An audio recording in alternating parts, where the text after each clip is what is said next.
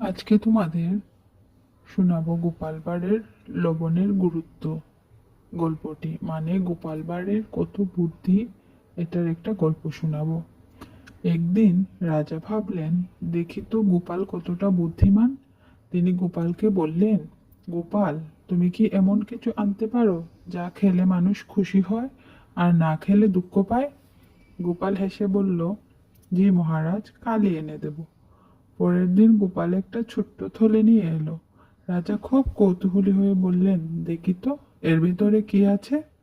গোপাল থলেটা খুলে দেখালো, ভেতরে আছে লবণ। রাজা অবাক হয়ে বললেন, এটা আবার কেমন জিনিস?